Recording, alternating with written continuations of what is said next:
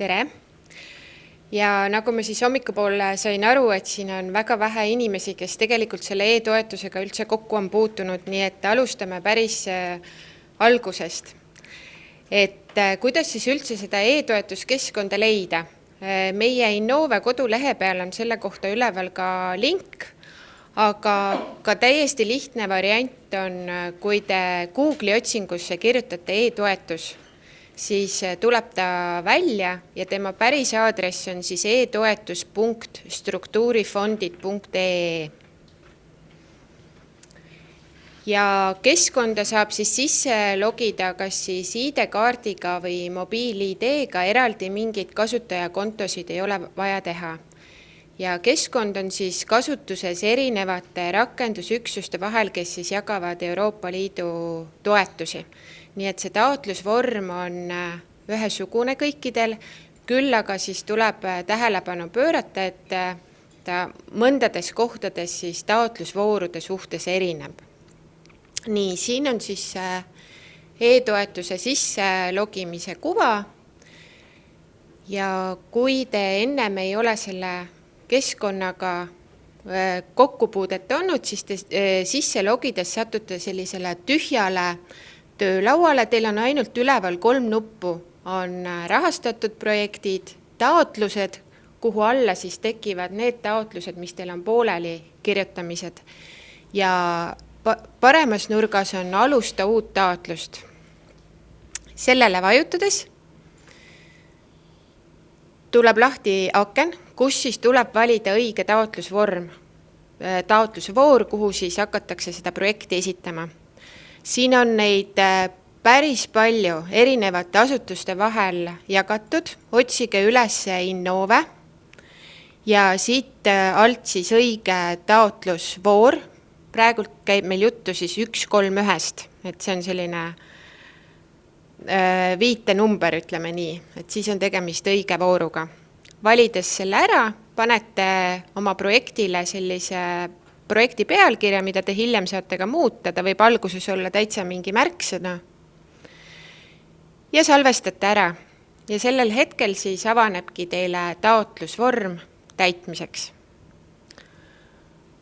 Me oleme ühe taotlusvormi ette nagu valmis seadistanud, et siis läheb see esitlus natukene kiiremini, aga üldiselt veel sellest keskkonnast. Üleval siis paremas nurgas on siis näha teie isikunime, kes on siia sisse registreeritud hetkel, siis taotlus sai kohe ka projekti numbri. Edasi on näha taotluse esitamise tähtaeg kogu aeg teil silmade ees, millal on see viimane aeg, millal tuleb taotlus ära esitada. Taotluse seisund, mis näitab, mis seisundis hetkel see taotlus on, et kuni sinnamaani, kuni te meile ära esitate, ta on kogu aeg seisundis sisestamisel, hiljem hakkavad need staatused siis seal muutuma. Et kas ta on rakendusüksusele esitatud või siis kui meie palume midagi täiendada, siis ta on teil täiendamiseks saadetud staatuses. Et kui on mitu taotlust, siis see on selline hea viis aru saada, kui kaugel ühe või teise taotlusega ollakse. Staatuse kõrval on abiinfo telefoninumber, see on meie Innove telefoninumber, avatud on ta siis tööpäevadel, tööaegadel, et kui te jääte hätta selle taotluse täitmisega, siis saate sealt alati abi küsida. On olemas ka vasakus nurgas üleval postkast, et võimaluse korral saate ka meile kirjutada, siia jätta teate, et kui on mingeid küsimusi. Kuid soovitame helistada, sest tihti need küsimused on sellised, mis vajavad võib-olla rohkem selgitamist ja koos sellist arutamist, et parema tulemuse saab tihti, kui te helistate. Mina küsiks kohe, et mis kellaajad on helistamiseks kõige paremad? Või muidugi enne tööpäeva näiteks on vaja midagi ruttu sisestada? Me oleme 8:30 et üldiselt ja ütleme see lõunaaeg selline 12 võib-olla on, kus võib olla selline, et kohe ei vastata sellele telefonile. Aga üldiselt, kui te helistate ja kätte ei saa, siis me helistame teile tagasi, sest meie telefonid on sellised, mis kinnistooni ei anna, et meil võib tegelikult olla sellel ajal hoopiski teine kõne ja me ei saa hetkel vastu võtta teie kõne. Nii, liigume edasi. Siis siin all on sellised numbritega siis lehtede nimed, need ongi taotlusvormi lehed ja neid tuleb hakata siis täitma järjest. Kuna nad on omavahel seotud, siis järgmine leht avaneb täitmiseks alles siis, kui eelmine leht on täidetud ja vajutatud all rohelist nuppu. Me oleme praegult vaatamise kuvas, liigume täitmise kuvasse, salvesta ja jätka nupuga, siis avaneb järgmine leht ja saate hakata seda täitma. Täita tuleb kõik kohustuslikud väljad ja kohustuslikud väljad on keskkonnas eristatud punase tärniga. Välja nimetuse taga on punane tärn. Need on kõik kohustuslikud. Üldiselt on kõik kohustuslikud väljad, mõned üksikud väljad võivad olla sellised, mida pole vaja täita. Ja oluline koht taotlusvormi täitmise juures on see sinine täpp, mille sees on küsimärk välja taga. Siin on selgitus selle kohta, mida sellel väljal soovitakse näha. Ja seda tuleks lahti klikkida ka siis, kui see väljanimetus teile teinekord tundub suhteliselt loogiline täidetav, sest antud taotlusvoorus võib olla mingi erisus, mida soovitakse kindlasti sellel väljal näha või mida tuleks siin silmas pidada selle täitmisel.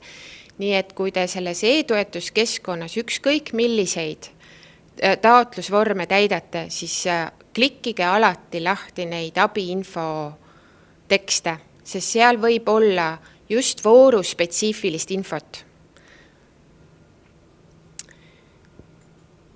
Nii, ja vaatame üle need all veel need 3 erinevat nuppu, et siis on selline keskkonna kasutusloogika enam-vähem teada. Salvesta jätka nupp on siis selline, mis teeb sellele vajutades, teeb keskkond kontrolli, et kõik kohustuslikud väljad oleksid täidetud. Ja kui mõni väli on täitmata, siis ta annab teile teate selle kohta ja see väli, mis on siis puudusega, kuvatakse ka siis sellisel punase taustal nagu. Salvesta mustand on võimalus siis salvestada oma pooleli olev töö niimoodi, et siin mingit kontrolli ei tehta, te saate igal ajahetkel oma töö jätta pooleli. Hea on ka seda salvesta mustandit vajutada vahepeal, sest keskkond ei tee automaatseid salvestusi, et kui teil just seal hiljem taotluse lehtedele on palju sisestamistööd, et siis teie tehtud töö kaotsi ei läheks. Et see on selline salvestamise nupp lihtsalt. Katkesta, sellele vajutades siis infot ei salvestata ja taotlusvorm on vaatamise kuvas. Ta ei kustuta ära, ta on vaatamise kuvas, teda ei saa täita. Te lihtsalt vaatate, käite neid väljasid seal üle. Ja kui te nüüd tahate uuesti täitma hakata, siis te peate lehe ülesse minema ja seal on avaandmed muutmiseks link. Ja vasakus all nurgas on siis veel üks link, on loobu taotlusest, mis on aktiivne kuni sinnamaani, kui siis taotlus on allkirjastatud. Igal ajahetkel te saate sellest taotlusest ka loobuda. Et kui te olete alustanud ja jõuate mingil hetkel sinnamaani, et ikkagi see projekt kuidagi välja ei tule, siis te saate ka selle taotluse siit keskkonnast ära kustutada. Nii, aga alustame siis taotleja lehest. Kõigepealt on siis taotleja andmed, äriregistriga on liidestatud, andmed tulevad üle, siin väga midagi täita ei ole vaja. Et esimesed kohad, kus nüüd siis tekivad küsimused, on, kui nüüd natuke allapoole tulla,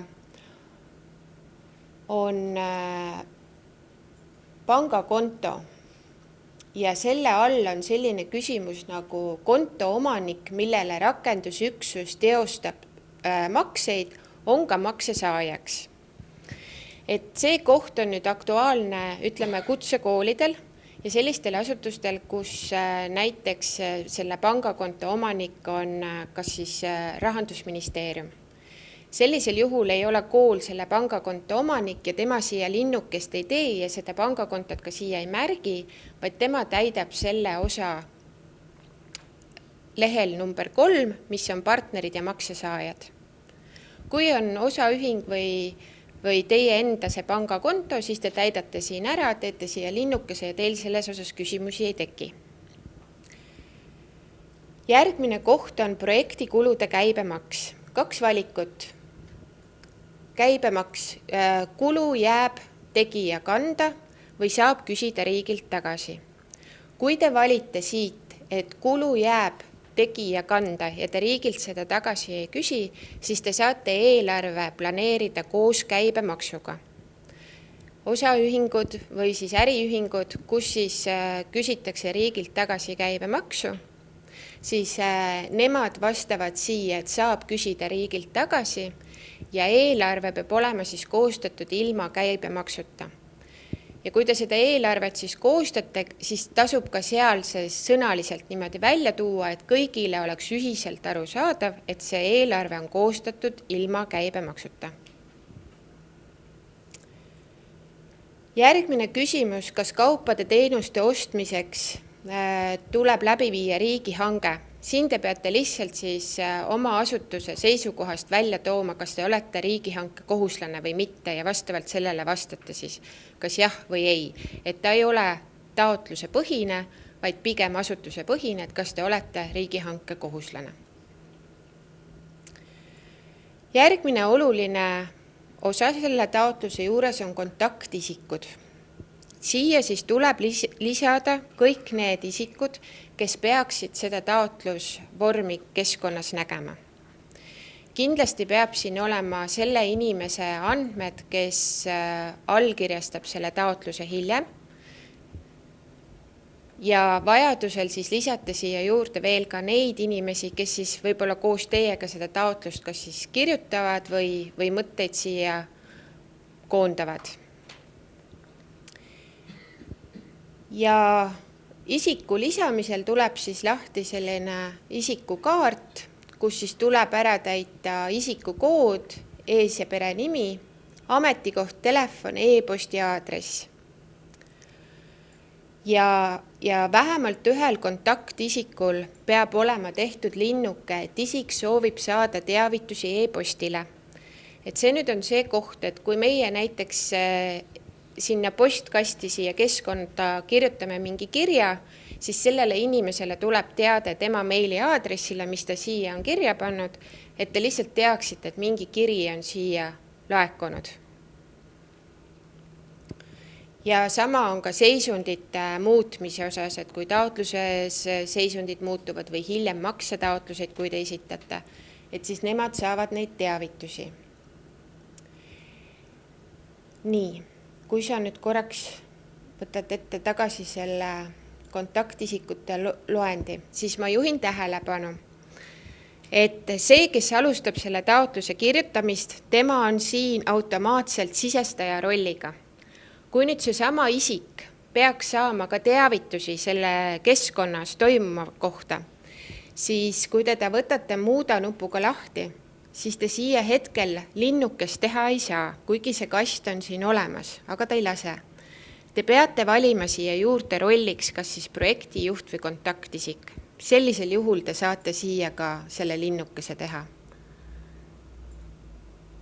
Et sisestaja rollil ei ole lihtsalt sellist võimalust lubatud, aga siis, et te teate, et valite talle juurde rolli ja saate teha sinna linnukese.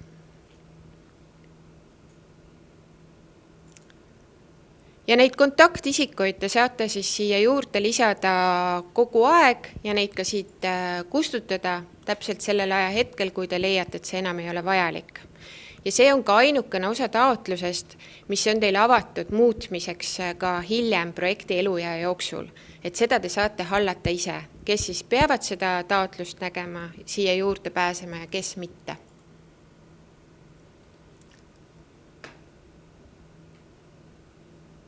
Nii. Okei. Ja siin on need kohustuslikud väljad siis, mis on vaja veel täita selle rolliga tulenevalt. Taotlejale lehel rohkem midagi täita ei ole vaja ja kui salvestaja jätkaga edasi liikuda, siis avaneb üldandmete leht. Siin te saate projekti nime muuta, kui see osutub vajalikuks. Ja siin te määrate ära siis projekti perioodi, valite talle alguse ja lõpu. Samamoodi need olulised kriteeriumid, millele see peab vastama, on meil jälle küsimärgi all välja toodud, millest siin hommikupoole oli jutt. Neid siin hetkel ette ei loe. Ja siin all on veel üks plokk, kus teil tuleb siis anda infot selle kohta, kas nendele tegevustele, mis te siin projektis planeerite, taotlete ka kuskilt mujalt toetust. Kui jah, siis te vastate siia jah, avaneb selline tabel ja täidate ära vastavad lahtrid. Lihtsalt info andmine selle kohta, kui nendele tegevustele, mis te siia projekti planeerite, et samasuguse projekti esitate ka kuskile mujale raha või toetuse saamiseks.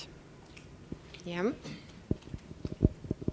Küsimus oli see, et võib olla ka suurem kui 15% see omaosalus. Kui nüüd keegi näiteks ehitusettevõtetes toetab meile see projekti arengut, siis me peame näitama ka, et meil lisaks meie näiteks kõrgkoolile või kutsekoolile osaleb veel maksmisel mingi teine firma või? Ei, see on põhimõtteliselt, see on see koht, kus te nagu samadel alustel, nagu te meile esitate taotluse raha saamiseks, esitaksite ka kuskile mujale, kas mingisse fondi või mingisse kohta. Ei, jah, keegi, kes annab toetust.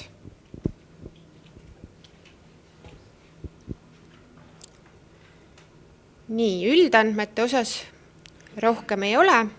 Järgmine osa on siis partnerid ja maksesaajad. Kuna taotlusvoorus siis ei ole lubatud partnereid ja koostööpartnereid nagu ütleme siis ESF-i projekti mõistes, siis siia te ühtegi ettevõtet sisestada ei tohiks. Küll aga te peate veenduma, et siin nimekirjas oleks vähemalt üks asutus, kellel on roll maksesaaja. Et sellisel juhul te saate siit lehelt edasi liikuda. Et kui selline asutus on siin olemas, siis saab siit ka edasi minna. Ta vist tahab, et sa paneksid ette linnukese vist. Aga me saame katkestada siit edasi liikuda.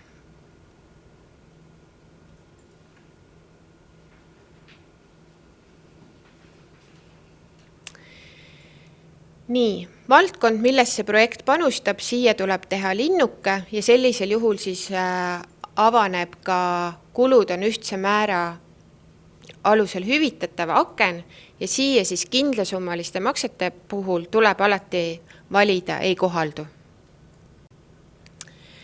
Järgmine võib-olla selline natuke keerulisem koht on siis projekti väljundid. Projekti väljundid 2 tükki on meil teile ette antud ja nende hulgast te saate siis valida. Et vastavalt siis sellele, et kas siis seda õppevara arendatakse, on siis üks projekti väljund või siis teine väljund on, kui olemasolevad siis õppevara lahendus tehakse teistele koolidele kättesaadavaks. Ja üks see sama väljund, mis te siit valite, selle alla koondatud tegevused ja kujunev eelarve ongi siis selle kindlasummalise makse aluseks. Ehk et kui siin on üks väljund, siis see tähendab, et see projekti eelarve ja see summa makstakse välja ühes osas peale seda, kui tegevused on lõppenud. Kui teil on sellise mahukam töö ja projekt on, ütleme, 2 aasta peale planeeritud, on võimalik neid osasid kuidagi teineteisest jagada, lahutada, et mingi osa jõuab ennem valmis ja mingi osa hiljem, siis teil on võimalus siia juurde lisada ka ise veel väljundit, mis siis on nagu eraldi kindlasummaliseks makseks.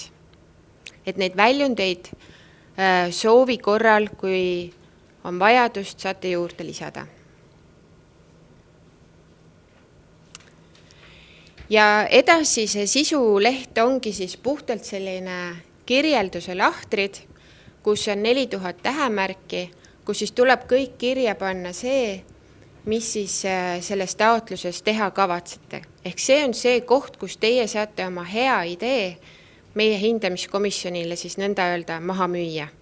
Et kõik selline oluline tuleks siis siia kirja panna. Aga ennem kui siis seda kirjutama hakatakse, tuleks siis ka ära määratleda, et millised on need valdkonnad, kus siis seda õppevara arendama hakatakse. Eraldi on siis toodud üldhariduse ainevaldkond ja kutsehariduse valdkonnad. Et vastavalt sellele siis teete valikuid, kas siis kõigis, mõndades üksikutes, kui teete ainult üldhariduses, siis kutsehariduses valite ei kohaldu, et see teid ei puuduta. Ja nagu Maarja siis hommikupoole ütles, et kui on siis sellised õppematerjalid, mis siis hõlmavad mitut valdkonda, et siis tasub kaaluda, et kas on äkki üks nendest valdkondadest, kuhu ta siis kõige rohkem sobitub. Et siis ikkagi selline põhiline valdkond välja tuua, et neid selliseid kaudseid seoseid ei ole vaja siin luua. Ja järgmised need sisulahtrid siis kõige olulisem selle täitmise juures on see, et te avaksite neid abiinfosid. Seal on täpselt küsimuste kaupa välja toodud need punktid, mida tuleks siin käsitleda. Et kui te need rahulikult läbi loete ja nendele küsimustele vastate, selle teksti siia sisse kirjutate, siis on juba pool võitu olemas. Et sellega me näeme tihti päris palju vaeva, et seda infot ei ole lihtsalt siin taotlusvormis niimoodi olemas, nagu ta võib-olla siis teie mõtetes on. Ja tasub siis keskenduda ikkagi ainult puhtalt sellele projektile ja projekti tegevusele. Et kui te siin nüüd kirjeldate seda olemasolevat olukorda, seda projekti eesmärki, seda õppevara ennast, et siis jääge ikkagi siia projekti piiridesse, et ärge minge sellisesse üle maailma ja sellistesse suurtesse kaugustesse. Et kõiki neid kirjeldusi, mis te siia toote, siis tooge need seosed just läbi selle õppevara, mis siit valmis saab selle projekti tulemusena. Et ei kalduks väga kuskile kõrvale. Et siis esimene lahter ongi see, et on siis olemasolev olukord ja ülevaade projekti vajalikkusest. Siin te siis kirjutategi lahti, miks see teie projekt on nii äge ja kihvt, et seda peaks kindlasti rahastatama. Edasi on projekti eesmärgid ja tulemused. Need siis juba peaksid välja tekkima ka sellest probleemist, mis eespool on käsitletud. Sõnastate eesmärgi ja tulemuse. Edasi kirjeldate siis seda õppevara, mida siin projektis luuakse ja see ongi selline kirjeldus puhtalt, mis tuleb, kellele ta kasulik on, mis seal selline uudne aspekt juures on. Et siin seda tegevust ennast ei pea kirjeldama, sest tegevustele on oma lehekülg. Ja jällegi 7 sellist olulist punkti siin välja toodud abiinfo all. Kui nendele saab vastatud siin lahtris, siis on väga hästi. Järgmine punkt on meeskonna kogemuse kirjeldus. Ja see on siis oluline selles osas, et hindamiskomisjonil oleks veendumus, et projekti viiakse ellu ikkagi ekspertide poolt ja oleks olemas see kompetents. Ja kui te siia seda kogemust välja toote, siis ikkagi ka see kogemus püüdke jääda sellesse projekti puudutavasse, et inimestel võivad olla väga suured kogemused, et seda kõike ei ole mõtet siia kirja panna, vaid just see oluline osa, mis sellele projekti tulemusele nagu kaasa aitab, et seda kirjeldage siin. Aga siin on jällegi siis välja toodud need erinevad projekti osapooled, kelle kogemusi siis tuleks kirjeldada.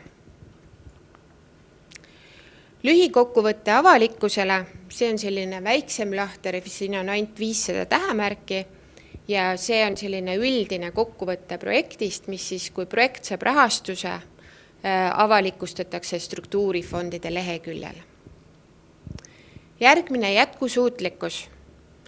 et see oli ka hindamiskriteerium, väga oluline koht, et jällegi siin need punktid nendele vastata ja kirjutada, mis saab sellest õppevarast peale seda, kui see projekt läbi saab.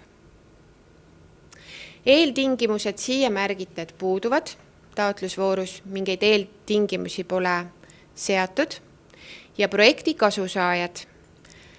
Siin juhin tähelepanu, loetelus on 5 erinevat gruppi, kuid selles taotlusvoorus saavad kasusaajad olla ainult 3 nendest.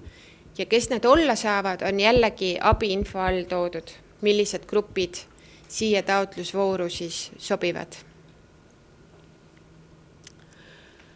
Asukoht tõenäoliselt üle-eestiline ja kasusaajate täpsustus. Kui siin veel on midagi selles mõttes täpsustada, mis eelneval pool ei ole välja toodud, siis siia saab veel täiendavalt lisada. Aga see on üks vähestest mittekohustuslikest väljadest. Nii et selline siis see sisuleht on, see kõige tähtsam osa selle projekti juures või taotlusvormi juures.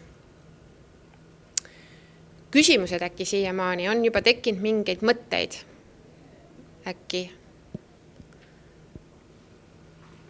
Aga teksti välja juures veel tooks välja, et seda teksti on võimalik redigeerida, et kui te siia kirjutate, te saate selle teksti siis tuua boldina välja, kursiivi panna või siis panna talle numbreid ette ja vajadusel saab lisada ka linki.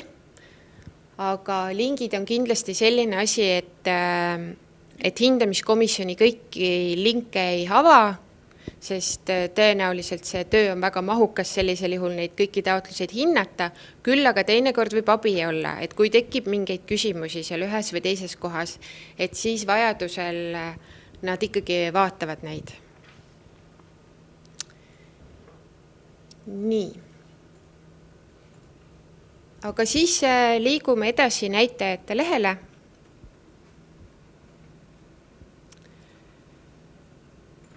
Ja näitajate lehele on siis selline näitajate tabel üle tulnud sisulehelt väljundid. Praegult oli tehtud valik 1 ja valik 2, mõlemad väljundid olid valitud ja nende väljundite alla tuleb siis sisestada näitajad. Meie poolt ette antud väljunditele on ka ette antud näitajad ja milline siis valida? Kui on väljund numbriga 1, siis sinna alla valite näitaja, mis on 1,1. Kui on väljund numbriga 2, siis sinna alla näitaja 2,1. Kui te nüüd ise olete sõnastanud väljundi lisanud, siis sellele väljundile peate ise ka näitaja juurde lisama. Ja näitaja on siis põhimõtteliselt selle tegevuste tulemus, mis siis saavutatakse. Et kui te nüüd tegevused kirja panete, siis kõik need tegevused tehtud saavad, siis näitaja ongi see nende tulemus. Ja ta peab olema ka mõõdetav. Ta ei saa olla kvaliteetsem või parem, et selles mõttes seda küll saab mõõta, aga see on suhteliselt keeruline siin projektis tõestada, et ta peab olema ikkagi selline arvuline ja mõõdetav väärtus. Algväärtus on 0 ja sihtväärtus on siis see, mis projekti tulemuseks peab valmis saama. Ja see nüüd on ka see koht, et kui see tulemus on nüüd saavutatud, siis teil on võimalik esitada meile maksetaotlus ja saate taotleda siis seda toetuse maksmist. Et kui need näitajad on siis saavutatud. Edasi siin altpool. Jah, osade kaupa te mõtlete siis nagu väljundite lõikes. Et ühesõnaga, kui on näiteks õppekava, mis kooseks 32 tunnist, mõtlen, ma tegin 21 valmis ja siis näiteks selle peale ongi nagu üks pool osa, ongi 21 tundi ja teine jääb siis 10 tundi veel lisaks, siis ma saan 21 tunni pealt nagu nii-öelda juba küsida raha ja siis 10 tundi teen pärast siis veel valmis, siis on nagu selle 10 tunni osa raha kätte. Põhimõtteliselt selliselt on võimalik, aga sellisel juhul te peate selle taotlusega üles ehitama nii, et üks osa sellest on üks väljund ja teine osa on teine väljund. Et antud juhul, kui te kasutate meie ette antud väljundeid, siis ta ikkagi on üks tervik ja oleks see üks näitaja. Aga põhimõte on jah selline.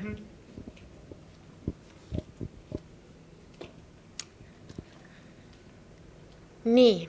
Ja altpool on siis valdkonna ülesed näitajad, mida siis kogutakse kõikide projektide peale kokku. Ja kõige olulisem nendest on siis valdkondade arv, milles siis õppevara soetatakse. Ja see number nüüd, sihtväärtus, mis te sinna märgite, peab minema kokku siis arvuliselt sellega, mis on sisulehel teil valitud neid valdkondi. Et kui siin on valitud kõik märgitud ära, siis teisel lehel ei saa olla valdkondade arv 1. Et see on nüüd koht, mis te peate võrdlema, et see info läheks teil siis kokku. Edasi küsitakse võrdsete võimaluste kohta naiste jätkusuutlikkuse osas. Et siin te peate nüüd vaatama niimoodi, et kas teie projekt otseselt nendesse annab mingi panuse, selle probleemi lahendamiseks mingi panuse. Kui jah, siis te vastate jah, kui ei, siis ei. Kindlasti peab jah olema teil vastatud sellele võrdsete võimaluste osale, millest hommikupoole oli siin juttu. Ja ka IT-taristu puhul, infoühiskond on teil jah vastus. Teised on reeglina ei. Ja need, kui te vastate siis jah võrdsetele võimalustele infoühiskonnale, siis siia te peate ka kirjeldama seda, mismoodi see õppevara siis sellega kokku käib. Ja võrdsete võimaluste puhul on meil toodud ka taotlusvooru lehel paar linki infomaterjalide selle võrdsete võimaluste osas, et see võib-olla on abiks teil selle kirjeldamisel või siis mõtlemisel, kuidas neid materjale peaks siis koostama.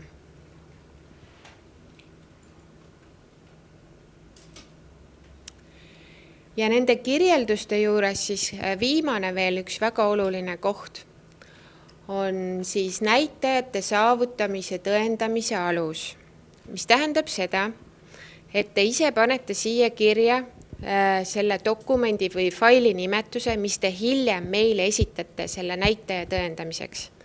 Nagu me eelpool rääkisime, siis kulusid me ei kontrolli, küll aga me tahame teada, et see tulemus on teil ikkagi saavutatud. Et kas siis on siin, panetegi, et esitatakse näiteks link e-koolikotist, kus on siis kättesaadav see õppevara või õppematerjal. Ja tootegi välja siia näitaja 1.1. Tulemuseks esitatakse ja dokumendi nimetus. Näitaja 2.1, et see peab olema. Küsimusi äkki? Nii. Kas see e-koolikoti laadimine käib juba teie kaudu siis kõik? Kui midagi, ütleme, valmib kunagi, et kuidas see käib? Selle panete ise sinna ülesse. Jah. Teete ennast kasutajaks e-koolikotis ja saate need asjad sinna ise üles panna.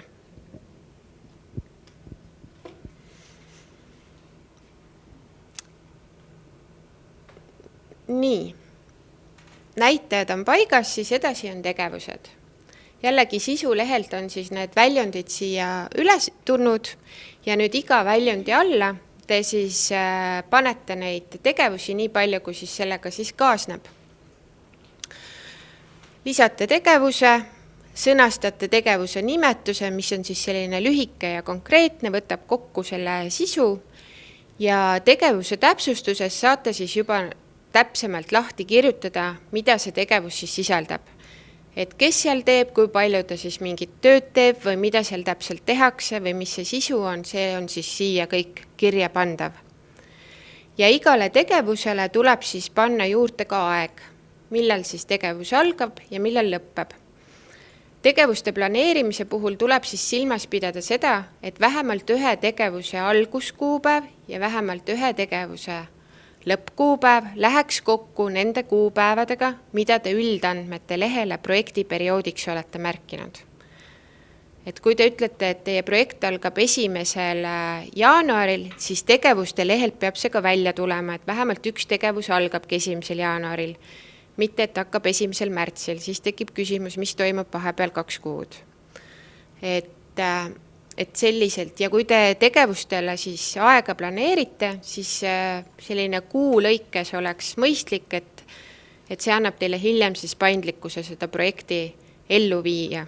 Et kuna projekti muutmine hiljem pole võimalik, et tuleb kõik nii ellu viia, nagu te siia kirja olete pannud, siis tuleb kõik hästi läbi mõelda. Ja tegevusi siis lisate siia nii palju, kui on vaja. Sarnased tegevused siis koondage kokku, et iga üksikut pisemat tegevust pole mõistlik eraldi reana kajastada, sest need tegevuse nimetused kanduvad edasi eelarvesse ja siis tuleb kulud vastavalt sinna tegevuse alla siis ka planeerida. Ja tegevuste või üldse siin taotluse juures, kui te siis kirjutate seda, et kuna projekti hiljem muuta ei saa, et oleks mõistlik võib-olla mitte kasutada siin inimeste nimesid või konkreetselt välja öelda mingeid põhjapanevaid tärmineid asjadele, et püüdke jääda realistlikult ja kirjeldada neid asju natukene üldisemalt. See annab hiljem teile selle võimaluse, et kui see isik ei saa teile seda tööd teha, et siis teil on võimalik teda asendada. Et selline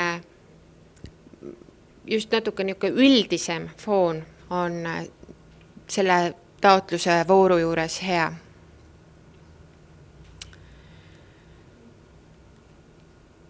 Nii, kui tegevused on kirjas, siis saame edasi minna eelarve juurde.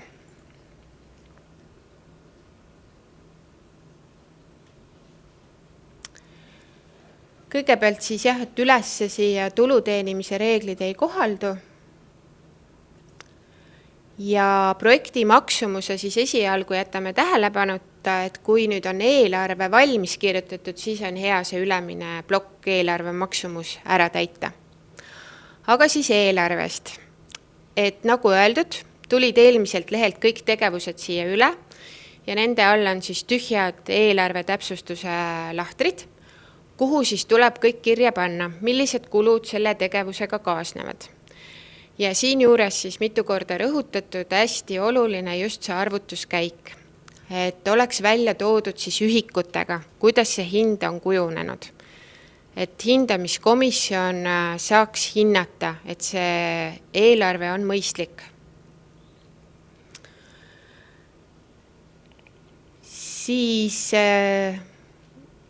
siin juures siis tuleb ka meeles pidada, et kui te siia täpsustusse kõik need kulud olete kirja pannud, et see summa saaks ka siis sinna tegevuse nimetuse taha abikõlbliku summa lahtrisse kirjutatud. Et see nüüd on selline kõige tähtsam koht, et sellisel juhul ta arvestatakse eelarvesse, et kui ta seal veel täpsustuse lahtris kirjas on, et siis teda veel eelarves ei ole. Ja see väli töötab nagu Excelis, et saate kasutada võrdusmärgiga liitmist, lahutamist, korrutamist ja jagamist. Et saate tehteid seal koha peal teha. Ja siin allpool ma olen toonud ka küll ühe koolituse puhul ühe näite, et kuidas need kulud võib-olla peaksid olema välja toodud, et see nüüd teie projekti ei puuduta, küll aga on võib-olla lihtne aru saada, et koolitaja tasu, siin on välja toodud 25 tundi, tunni hinnaga 50 eurot ja on saadud siis summa. Siia juurde on arvestatud samamoodi ruumirent, 3 päeva, kohvipaus inimeste puhul ja see kõik kokku ongi siis ühe koolituse hind. Et sama loogika järgi peaksite teie siis oma projektides ka need kulud lahti kirjutama. Ja kui kõik kulud on siia kirja pandud, siis oluline koht siin all veel on ka see horisontaalsed kulud, projekti administreerimine. Kuna need taotlusvormid on kõik ühesugused, siis me seda antud taotlusvoorus seda välja küll ära võtta ei saa, aga siia hetkel siis kulusid planeerida ei saa. Et te küll projektijuhi tasu saate siia projekti planeerida, aga see tuleb teil kirja panna mõne tegevuse rea alla, et lihtsalt seda välja või seda rida te ei tohiks kasutada. Lihtsalt tehnilistel põhjustel ei ole võimalik hiljem seda summat välja maksta. Ja kui eelarve siis on kokku arvestatud, siis saab ülevalt ära täita ka need maksumuse lahtrid. Ja eelarve siis tuleb koostada koos siis oma finantseeringuga, et te arvestate sinna hulka siis ka kõik need kulud, mis oma finantseeringust kaetakse. Kõik käibemaksud ja tööandja maksud, kõik on juurde arvestatud. Ja et oleks siis selgelt välja toodud, et kas need kulud on arvestatud koos käibemaksuga või ilma. Ja toetuse summa siis võib olla 3000 kuni 30 000 ja siis oma finantseering peab olema vähemalt 15%. Et sellised on need tingimused. On küsimus? Kohe. Ja, toon. Et küsiks sellist asja, et kui pärast aruandlust ei ole ja sinna ma pean suhteliselt anonüümselt kirjutama, et milliselt firmalt ma midagi ostan, siis kuidas need pakkumised hakkavad kajastuma selles, või mismoodi see aruandlus tegelikult, mingi aruandlus teil peab ikkagi olema, midagi sellist peab olema, et mismoodi see asi käib? Et kõigepealt võib-olla see hinnapakkumiste teema, et kui me sinna eelarve lehe lõppu lähme, siis on veel siin all 2 välja. Et nendest esimene ongi see kulumõistlikkuse väli, kuhu siis tuleb üles laadida kõik need failid, mis te olete siis küsinud selle hinnavõrdluse kohta. Et see on esimene pool ja seda juba vaadatakse siis taotluse hindamise käigus juba kõik asjad üle. Ja siis seal all on veel teine koht on ka käibemaksu kohta, et see võib-olla puudutab just kutsekoole, kus mingi osa tegevustest ikkagi need on käibemaksu kohuslased ja projekti tegevused tihti sinna alla ei käi, et kui nad nüüd leiavad, et see projekti käibemaks ei küsita riigilt tagasi, et siis nad selle tõendi lihtsalt lisavad sinna. Aga nüüd, mis puudutab seda projekti hilisemat aruandlust, et jah, te esitate meile maksetaotluse, ka läbi selle sama e-toetuse keskkonna ja lisate sinna juurde need dokumendid, mis te seal näitajate lehel, selle all oli see saavutatud tulemuse tõendamiseks esitatavad dokumendid, vaatate, mis te sinna lubasite meile esitada ja esitate need dokumendid meile. Põhimõtteliselt ma saadan teile e-koolikotist lingi ja see on kõik põhimõtteliselt. Põhimõtteliselt küll, jah. Kui see materjal või see asi, mis selle projekti tulemusena loodi, on seal e-koolikotis. Siis küll.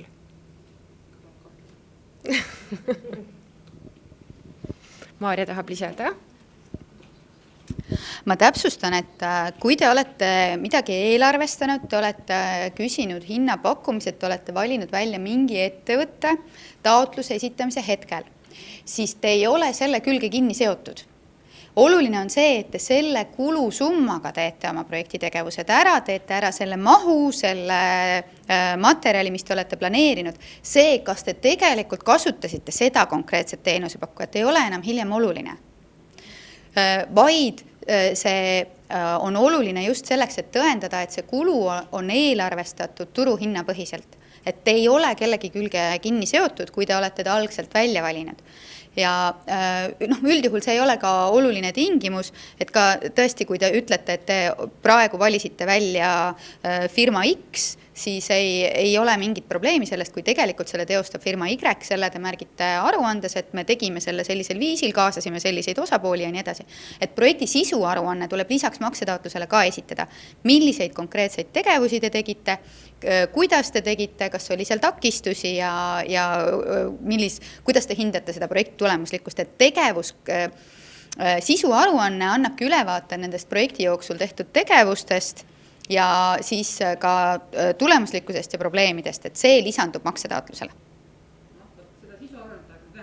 Sisuaruannet tahaksite näha ja me võime seda mõne aja pärast näidata, et käime jah, lõpuni, aga ma tahtsin veel siinkohal seda Maarja jutule öelda, et kui te nüüd selle firma olete välja valinud ja otsustanud, et ta on ikkagi mingi võtmeisik teie taotluse puhul ja näiteks olete seal sisulehel, seal meeskonna kompetentside juures, seal kuskil teda juba maininud, et siis te olete ikkagi temaga nagu seotud, et siis te enam temast niimoodi lihtsalt loobuda ei saa. Siin on nüüd kaalumise koht, aga see võib tuua tagajärje selle, et kogu projektile on kõik. Just. Aga see on selline, et siin oligi jah just see osa,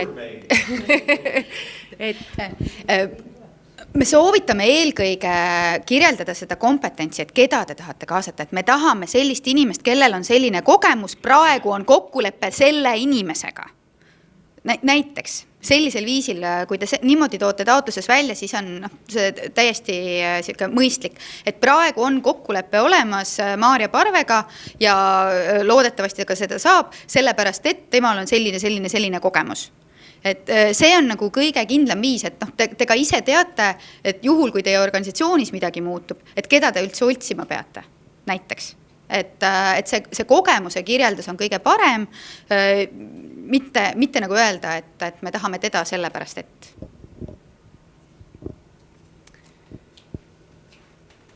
Nii, kas eelarve juures on veel midagi olulist äkki jäänud?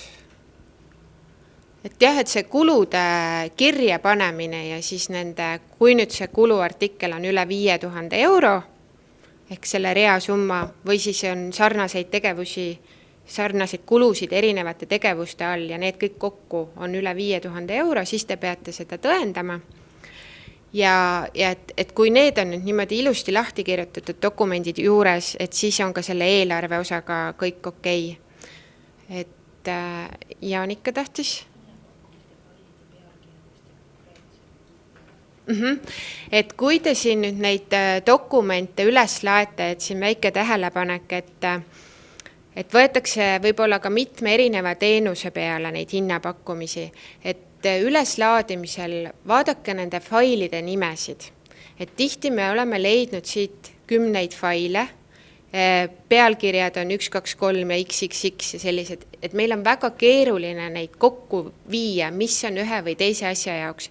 Et kui te ise ära lingite need, et nimetate need konkreetselt ja ütlete, mis üks või teine asi on, siis läheb lihtsalt see läbivaatamine kiiremini ja projektid jõuavad kiiremini hindamiseni. Ehk et ka tulemused teieni jõuavad kiiremini. Et jah, et siin ja ka kirjeldus on selline koht, et kui faili nimetus on võib-olla lühike, et siis kirjelduse väli on ka selline, kus saab lisainfot anda, et öeldagi, et see on hinnapakkumine või see on meie valiku põhjendus või see on üldse hinnapäringu küsimise fail. Et selline tähelepanek.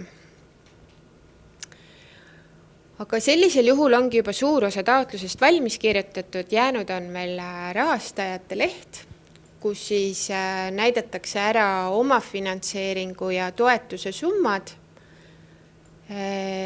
Kui partnereid ei ole, siis see on automaatselt täidetud ja siit saab edasi minna. Ja ongi viimane leht, esitamine. Siin nüüd kõigepealt kohe tuletatakse teile meelde, et teie selles arvutis, kus te allkirjastama seda hakkaksite, oleks olemas siis ID-kaardi kõige uuem tarkvara.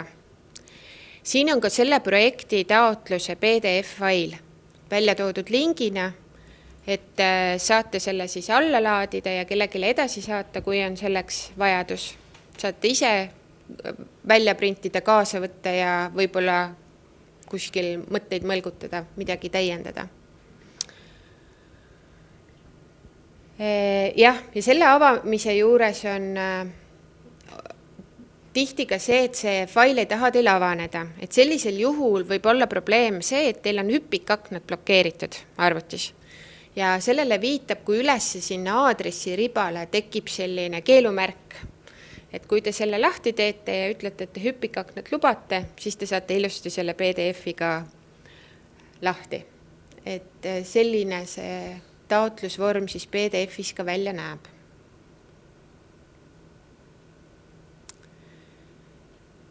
Nii, järgmine plokk sellel lehel oli siis volitus. et kui nüüd allkirjastab keegi isik volikirja alusel, siis see volikiri peab olema siia üles laetud.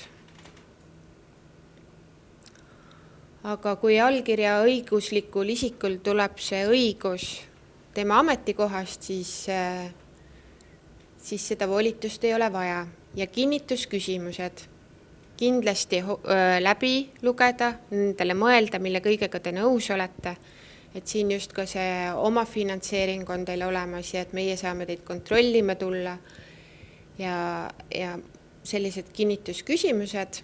Ja kui te sellega nõus olete, siis tuleb teha siia ette linnuke ja saabki siis taotluse allkirjastada ja allkirjastamise hetkel seega siis rakendusüksusele esitatakse.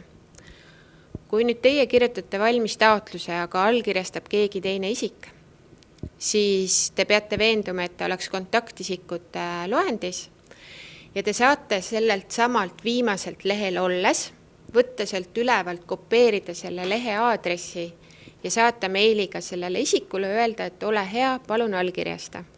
Ja kui ta nüüd e-toetusesse selle lingi kaudu sisse logib, siis ta satub selle õige taotlusvormi viimasele lehele ja ta saab selle allkirjastada. Loomulikult, kui ta tahab ka seda taotlust läbi lugeda, siis ta saab seda teha, aga põhimõtteliselt see on otse tee, et ta satub õigesse kohta ja saab selle kiiresti allkirjastada. Ja allkirjastamise kellaaeg oli kell 5, et siis kindlasti tuleks ka allkirjastajat sellest informeerida, et on tulnud ette seda, et allkirjastaja on hoopis teises asutuses ja tema ei ole teadlik sellest kellaajast ja mõtleb, et ta võib seda allkirjastada ka südaöösel, nii et siis on kahju, kui taotlus jääb esitamata. Nii, taotluse kohta oleks minu poolt kõik, kui nüüd on meil küsimusi tekkinud. Aga mis saab siis edasi? Taotlus on ära esitatud, ütleme, et on ka ära hinnatud, olete saanud rahastuse. Siis edasi see sama projekti taotlus, mis te kirjutasite ja ennem seal taotluste nimekirjas, läheb nüüd rahastatud projektide nimekirja. Sul, Maarja, ei ole ühtegi projekti, jah?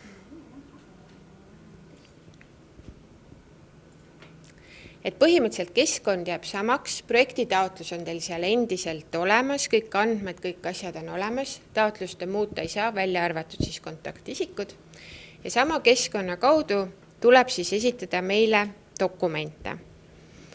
Ja nendeks on siis maksetaotlus, et te saaksite selle toetuse meie käest kätte ja projekti lõppedes ka siis lõpparuande. Kui projekt on pikem üle aasta, siis on vaja esitada ka vahearuandeid, kus te lihtsalt annate meile teada, kuidas teie tegevused siin projektis on läinud.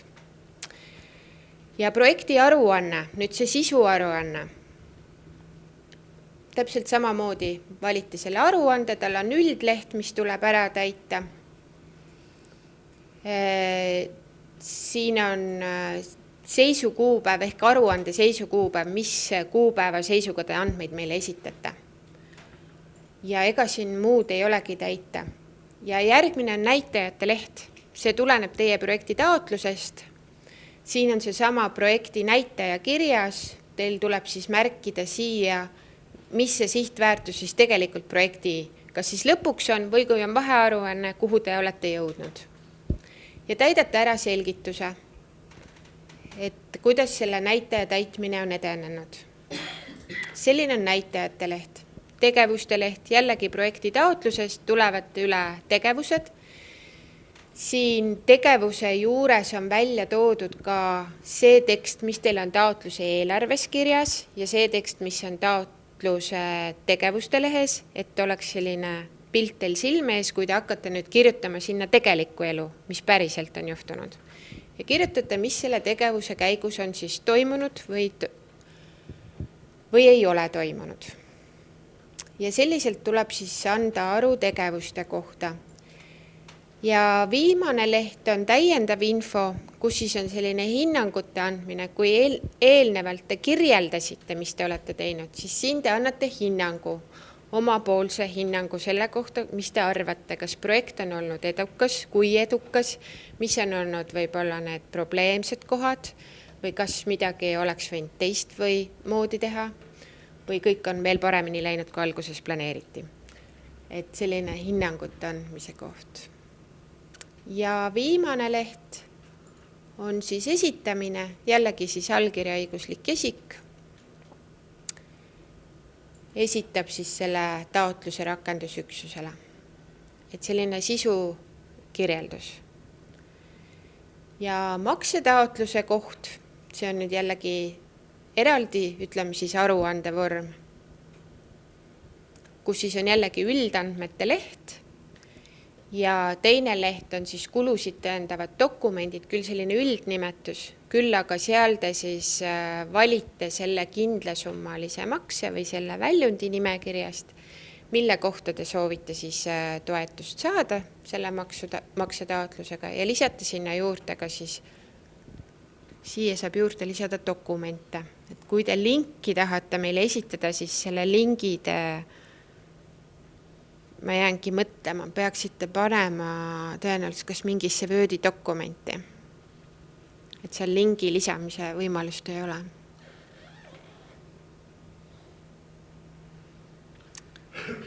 Et selline siis projekt otsast lõpuni välja näeb.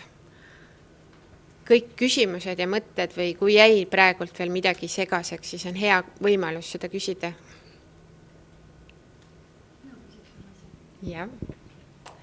Kas seal taotlusvormil lähevad need lehed ühe kaupa lukku kõik? Et täidan esimese lehe ära, ta läheb lukku, ma ei saa pärast tagasi minna, sest muidu ma ei saa ju teist täita, kui esimene ei ole lõpetatud, eks ole? Väga hea küsimus. Nad lukku ei lähe. See täitmise järjekord on alguses hästi tähtis, et teised lehed ei ole avatud. Küll aga hiljem, kui kõik lehed on juba teil täidetud, te saate suvalises kohas käia ja neid parandada, seda infot muuta. Et on võimalik ka väljundit kustutada, süsteem annab sellisel juhul teile hoiatuse, et võt selle väljundiga on seotud need näitajad, need tegevused, see eelarve, et kas sa oled kindel, et sa soovid seda kustutada. Et kõike on võimalik tegelikult selle taotluse puhul muuta hiljem. Aga jah, see esmane täitmine on oluline. Ja paar korda on minu käest ka küsitud, et kuidas seda pooleli olevat taotlust üles leida. Et kui te olete nüüd alustanud, täitnud ära selle taotleja, ütleme mingid andmed ja lähete teist korda sinna keskkonda sisse, et kus te selle taotluse üles leiate, sest te satute sisse logides rahastatud projektide lehele ja seal on tühjus. Siis kui te lähete taotlused valite sellisel juhul, siis siin all on kõik teie pooleli olevad taotlused ja nimele klikkides, projekti nimele klikkides, see avaneb taotlusvorm siis. Ja saate siis otsida, kui teil on rohkem taotlusi korraga käsil. Veel küsimusi? Aga siis ma tänan teid kuulamast ja siis loodame palju selliseid põnevaid ja huvitavaid projekte. Aitäh teile!